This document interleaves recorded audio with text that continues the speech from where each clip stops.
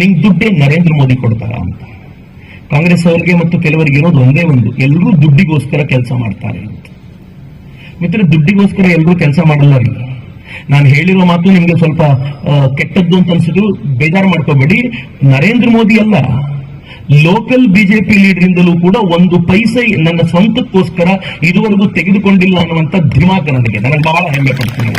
ಸ್ವಲ್ಪ ಧಿಮಾಕಿನಿಂದ ನಿಮ್ಗೆ ಹೇಳ್ತೀನಿ ಅಂತ ಅನ್ಸಿದ್ರೆ ದಯವಿಟ್ಟು ಕ್ಷಮಿಸಿ. ಕೇಳುವವರಿಗೆ ಸ್ವಲ್ಪ ಘಂಟಾಘೋಷವಾಗಿ ಹೇಳಬೇಕು ಅಂತಾನೆ ಹೇಳ್ತಿದ್ದೀನಿ. ದುಡ್ಡಲ್ಲಿ ನಾನು ಕೊಂಡ್ಕೊಳ್ಬಹುದಾಗಿರೋ ಇದುವರೆಗೂ ಹುಟ್ಟಿಲ್ಲ ಅಂತ.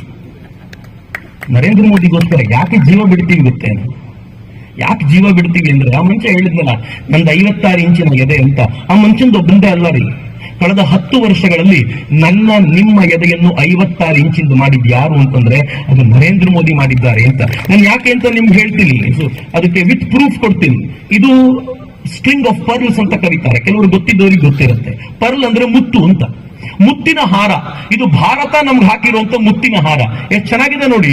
ಯಾರು ಕೂಡ ಚೀನಾದ ವಿರುದ್ಧ ಪ್ರತಿಭಟಿಸುವ ಪ್ರಯತ್ನ ಮಾಡಲಿಲ್ಲ. ಸ್ವಲ್ಪ ಮಟ್ಟಿಗೆ ಅಟಲ್ ಬಿಹಾರಿ ವಾಜಪೇಯಿ ಆ ಗ್ವಾದಾರ್ ಪೋರ್ಟ್ಗೆ ಎದುರಾಗಿ ಏನಾದ್ರು ಮಾಡಬೇಕು ಅಂತ ಪ್ರಯತ್ನ ಬಿಟ್ಟರೆ ಇನ್ಯಾರೂ ಇಲ್ಲ. ಕಾಂಗ್ರೆಸ್ ಅಂತೂ ಅಡ್ಡಡ್ಡ ಮಲಗಿತ್ತು. ನರೇಂದ್ರ ಮೋದಿ ಸುಮ್ಮನೆ ಇರ್ತಾರೆ ಅನ್ಕೊಂಡಿದ್ದೀರಿ? ನರೇಂದ್ರ ಮೋದಿ ಅಧಿಕಾರಕ್ಕೆ ಬಂದ ನಂತರ ಇವೆಲ್ಲ ಯೋಚನೆ ಮಾಡಿದ್ರು. ಮೊದಲು ತುಂಬಾ ಪ್ರೀತಿಯಿಂದ ಚೀನಾದೊಂದಿಗೆ ವ್ಯವಹಾರ ಮಾಡಿದ್ರು. ಪ್ರೀತಿಯಿಂದ ವ್ಯವಹಾರ ಮಾಡ್ತಾ ಮಾಡ್ತಾ ಮಾಡ್ತಾ ತಾವೆಲ್ಲಲ್ಲಿ ಸ್ಟ್ರಾಟಜಿಕ್ ಪಾಯಿಂಟ್ ಯೋಚನೆ ಮಾಡಬೇಕು ಮಾಡಿದ ನಂತರ ನರೇಂದ್ರ ಮೋದಿ ಅವರು ಮುತ್ತಿನ ಹಾರಕ್ಕೆ ಪ್ರತಿಯಾಗಿ ಡೈಮಂಡ್ ನೆಕ್ಲೆಸ್ ಚೀನಾಕ್ಕೆ ಹಾಕಿದ್ರು. ಆ ಡೈಮಂಡ್ ಚಿತ್ರಗಳೆಲ್ಲ ಅದೇ. ಪಾಕಿಸ್ತಾನದ ಪೋರ್ಟ್ಗೆ ಎದುರಾಗಿ ಇರಾನ್ನಲ್ಲಿ ಚಾಬಹಾರ್ ಪೋರ್ಟ್ ಅನ್ನು ಡೆವಲಪ್ ಮಾಡಿದ್ವಿ. ಅಟಲ್ಜಿ ಶುರು ಮಾಡಿದ ಕೆಲಸ ಅದು. ಒಮನ್ ನಲ್ಲಿ ದುಕ್ಮ್ ಪೋರ್ಟ್ ಅನ್ನು ಡೆವಲಪ್ ಮಾಡಿದ್ರು. ನಾನು ಒಮನ್ನಿಗೆ ಹೋಗಿದಾಗ ಅಲ್ಲಿ ಜನ ಹೇಳ್ತಿದ್ರು, ಒಮನ್ನಿನ ರಾಜನಿಗೂ ನರೇಂದ್ರ ಮೋದಿಗೂ ಘನಿಷ್ಠವಾದ ಸಂಬಂಧ. ಒಮನ್ನಿನ ಜನ ನರೇಂದ್ರ ಮೋದಿ ತುಂಬಾ ಪ್ರೀತಿಸ್ತಾರೆ ಅಂತ. ನಾನು ಯಾಕೆ ಅಂತ ಕೇಳಿದೆ, ಗೊತ್ತಿಲ್ಲ, ಅದು ವಿಶೇಷವಾಗಿದೆ. ಒಮನ್ ಅನ್ನೋ ಹೆಸರನ್ನ, ರಾಷ್ಟ್ರದ ಹೆಸರನ್ನು ಉಲ್ಟಾ ಮಾಡಿ ನೋಡಿದ್ರೆ ನಮೋ ಆಗುತ್ತೆ ಅಂದ್ರೆ ಒಂದು ವಿಶೇಷವಾಗಿರುವಂತಹ ಹೆಸರು ಅಂತ. ಇಂಟ್ರೆಸ್ಟಿಂಗ್ ಪಾರ್ಟ್ ಅದು. ಸೀಶೆಲ್ಸ್ ನಲ್ಲಿ ಅಸಂಪ್ಷನ್ಸ್ ಐಲ್ಯಾಂಡ್ ಡೆವಲಪ್ ಮಾಡಿದ್ರು. ಇಡೀ ಶ್ರೀಲಂಕಾನ ಅದಕ್ಕೆ ಬೇಕಾಗಿರುವ ವ್ಯವಸ್ಥೆ ಮಾಡಿ ತಮ್ಮ ತೆಕ್ಕೆಗೆ ತೆಗೆದುಕೊಂಡ್ರು. ಕಳೆದ ಕೆಲವು ದಿನಗಳಿಂದ ಶ್ರೀಲಂಕಾ ಹೇಳಿದೆ ಅಹ್ಮದ್ ಪೋರ್ಟ್ಗೆ ಚೀನಾ ಯಾವ ಕಾರಣಕ್ಕೂ ಬಿಡಲ್ಲ, ದೂರ ಇರಬೇಕು, ನಮ್ಮ ಫ್ರೆಂಡ್ ಏನಿದ್ರು ಇದ್ರೆ ಭಾರತ ಅಂತ. ಭಾರತದ ಬಗ್ಗೆ ಶ್ರೀಲಂಕಾ ಗೌರವ ತೋರಿಸುವಂತೆ ಮಾಡಿದ್ರು.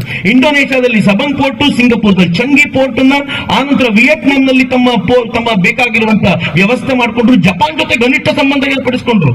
ಅನೇಕರಿಗೆ ಗೊತ್ತಿಲ್ಲ ಜಪಾನ್ಗೂ ಮೋದಿಗೂ ಎಷ್ಟು ಸಂಬಂಧ ಅಂದ್ರೆ, ಶಿಂಜೋ ಅಬೆ ಇದ್ದಾಗಂತೂ ಶಿಂಜೋ ಅಬೆಗೆ ಭಾರತ ಇನ್ನೊಂದು ಮನೆ ಆಗ್ಬಿಟ್ಟಿತ್ತು.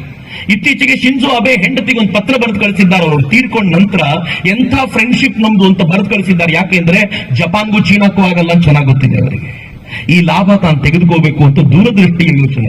ಸ್ವತಃ ಮಂಗೋಲಿಯಾಕ್ಕೆ ಹೋಗಿ ಅಲ್ಲಿ ಆಯಿಲ್ ವೆಲ್ ಡಿಗ್ ಮಾಡುವಂತ ಆ ಕಾಂಟ್ರಾಕ್ಟ್ ಅನ್ನು ತೆಗೆದುಕೊಂಡು ಬಂದು ಚೀನಾ ತಲೆ ಮೇಲೆ ಒಂದು ವಜ್ರವನ್ನು ಇಟ್ಟು ಬಂದು ಒಂದು ವಜ್ರದ ನೆಕ್ಲೆಸ್ ಅನ್ನ ಚೀನಾಕ್ಕೆ ಹಾಕಿ, ನೀನು ತಂಟೆ ಮಾಡಿದ್ರೆ ನನಗೂ ಹಂಗೆ ಮಾಡೋದು ಗೊತ್ತಿದೆ, ಹುಷಾರು ಅಂತ ಹೇಳಿ ಬಂದ್ರಲ್ಲ, ಅದು ನರೇಂದ್ರ ಮೋದಿ ವೈಶಿಷ್ಟ್ಯ. ಮಿತ್ರ, ಬಹಳ ಜನರಿಗೆ ಗೊತ್ತಿಲ್ಲ, ಕಳೆದ ಬಾರಿ ಪಾಕಿಸ್ತಾನ ಪುಲ್ವಾಮಾದಲ್ಲಿ ಅಟ್ಯಾಕ್ ಮಾಡಿತ್ತು. ಈ ಬಾರಿ ಚೀನಾ ಅಟ್ಯಾಕ್ ಮಾಡುವಂತ ಎಲ್ಲ ಸಾಧ್ಯತೆಗಳು ಇವೆ ಅಂತ ಯುಎಸ್ಎ ಕಳೆದ 3 ದಿನಗಳಿಂದ ಹೇಳಿದೆ.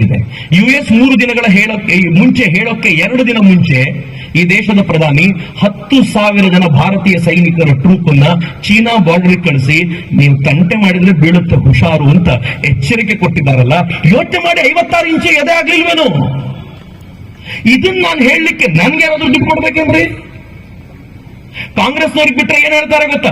ಚಕ್ರವರ್ತಿಗೂ ದುಡ್ಡು ಕೊಟ್ಟಿದ್ದಾರೆ, ಅವ್ರ ಮಾತು ಕೇಳಲಿಕ್ಕೆ ಬಂದವ್ರಿಗೂ 505 ರೂಪಾಯಿ ಕೊಟ್ಟು ಕರೆಸಿದ್ದಾರೆ ಅಂತ. ಇದನ್ನ ಕೇಳಲಿಕ್ಕೆ ದುಡ್ಡು ಕೊಡ್ಬೇಕೇನ್ರಿ ಯಾರಾದ್ರೂ? ಈ ದೇಶದ ಗೌರವ ಗಾನವನ್ನು ಕೇಳಲಿಕ್ಕೆ ಈ ಜೀವಗಳು ಯಾವತ್ತೂ ಸಿದ್ಧ ಅಂತ ಅವ್ರಿಗೆ ಯಾವತ್ತು ಅರ್ಥ ಆಗ್ಬೇಕು.